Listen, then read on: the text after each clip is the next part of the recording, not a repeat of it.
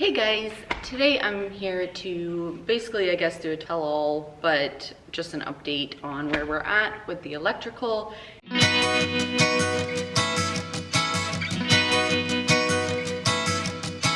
And yesterday was pretty much the last day that we did upstairs. There's one other thing that I have to do up here, and that is the fireplace electrical, and we also have a duplex outlet that goes above for the TV area.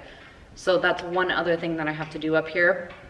But other than that, we are done. We are done all of the outlets up here. All of the wiring is run pretty much, and the only thing that isn't complete is the ceiling. As you can see back here, the wiring is run, but all the boxes for the lights are not run. So that is basically my next task, is to start doing that, which is a little bit more finicky because you have to measure center of the room and then put in bracing for the box wherever it needs to go if there's not a truss there already. So it's gonna take a little bit more time, whereas the outlets on the walls just goes to the closest stud, and that's about it.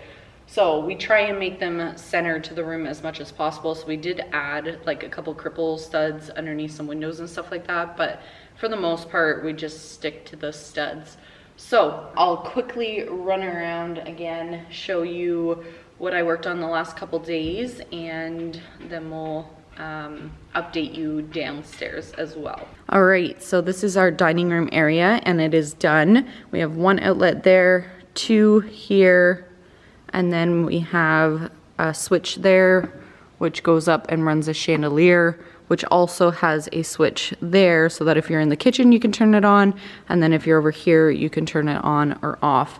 And then also we have two switches here, one for the outside lights that are out here for the deck, and then also one chandelier in the center here. This cathedral is the only part that we haven't run actual wiring for. We're going to have 5 LED lights here and 5 LED lights here, and then also we're going to have 2 ceiling fans and then a chandelier. So that's going to take time and some scaffolding and stuff like that to get that complete. But also we ran out of wire again last night or yesterday, so I had to go grab more wiring. I grabbed 2 more rolls of the 14-2, so that'll be 6 total by the time we're done pretty much.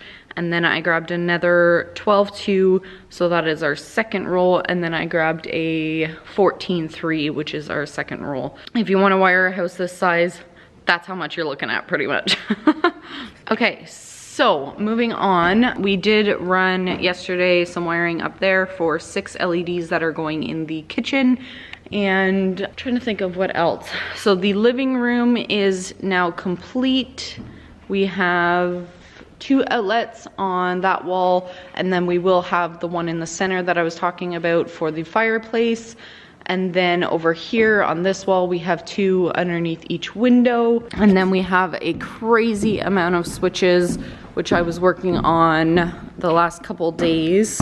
All right, so here we have this set of switches. So this one here runs the hallway lights in Damien's hallway, which is just a 3-way wire coming into it.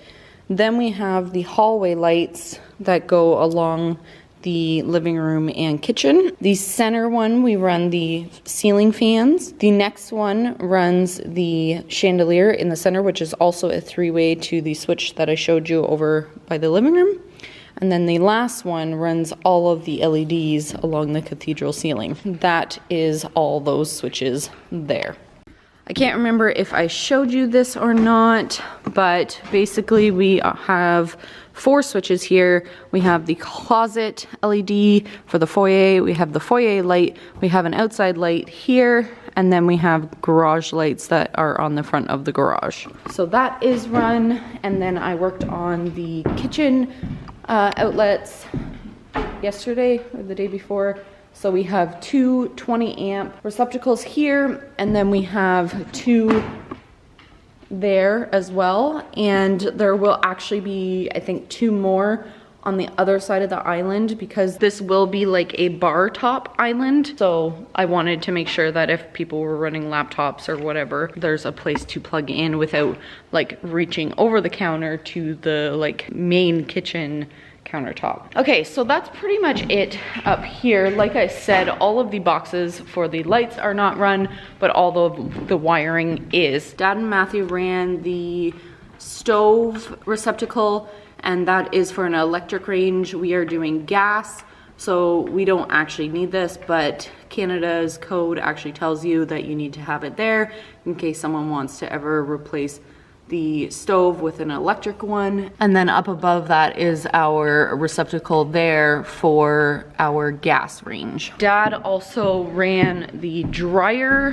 box yesterday, so that's that there. So we have our washing machine outlet there, and then we will have a GFI that runs there over the countertop. I worked on these, were just not complete yet. The wires weren't in the box, so yesterday I did that. Not sure why this is sticking out, but there. Dad put a box in on the stairs, and these are actually completely sealed boxes, so they're like basically a vapor barrier box and electrical box in one, and those are what we're going to be putting in all of the ICF downstairs. So moving on to the basement, one second, it's going to get dark, but the boys, Matthew and Dad, have been working on running home runs and the panel, so I'll show you that right now. Okay, so this is what the boys have been working on. They got the panel up.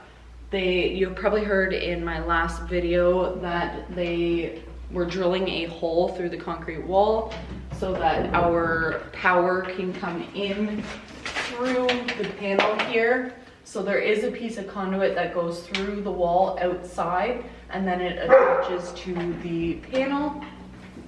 And then we have our breaker panel. So this is a 200 amp home line panel, and it is a 42 space 84 circuit panel, and they have the plug on neutral breakers, which makes it a little bit easier because you're not dealing with the little curly Q pigtails on all of the breakers. So these just plug on, and they're quite clean and simple. In most of the rooms nowadays in Canada, you have to have an AFCI breaker that is arc fault. I kind of explained it in one of my videos, but these are all going to be basically AFCI breakers, which makes them quite expensive. These are already the combination arc fault breakers that come with it, and then also they give you a 40 amp dual pole breaker for your electric range, which is nice, and then they give you your 30 amp for your dryer, which is also nice because you don't have to purchase those separately. Now, what's left to go in here is a bunch more 15 amp AFCIs, a couple 15 amps, I think, that are not AFCIs, 20 amp AFCIs, and then regular 20 amp breakers as well. So that's pretty much the gist of the panel. Obviously there's a bunch of knockouts on this side. All the wires will come in on either side and connect to the panel. As you can see, there's a ton of wires running across here, and they are all labeled to show us what rooms it's coming from. These are all the home runs from each of the circuits upstairs.